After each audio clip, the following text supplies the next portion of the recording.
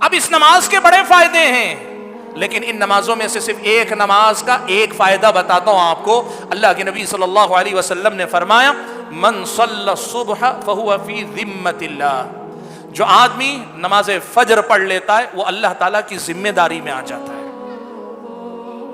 نمازوں کے تمام فائدے نہیں اور تمام نمازوں کے فائدے نہیں، صرف ایک نماز کا ایک فائدہ صرف بتا رہا ہوں۔ نبی علیہ الصلوۃ والسلام نے کہا جو آدمی نماز فجر پڑھ لیتا ہے وہ اللہ تعالیٰ کی ذمہ داری میں آ جاتا ہے۔ سبحان اللہ، جس کا ذمہ دار اللہ تعالیٰ ہو جائے اس کو پھر کس کی فکر ہو سکتی ہے؟ ایک نماز مجھ کو اور آپ کو اگر اللہ تعالیٰ کی ذمہ داری میں لے جاتی ہے تو پھر ذرا اندازہ لگاؤ کتنی بڑی دولت ہے یہ نماز فجر جو اللہ نے مجھ کو اور آپ کو عطا کی ہے۔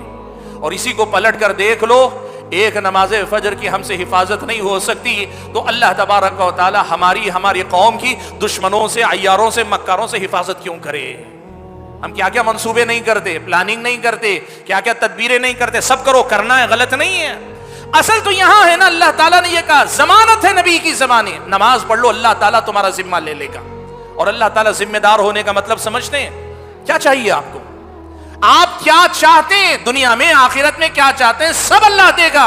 ایک نماز فجر کے سلسلے میں اتنی بڑی بات اللہ نے کہی، اب آپ بتاؤ اس نماز فجر کی میری اور آپ کی زندگی میں ضرورت ہے کہ نہیں؟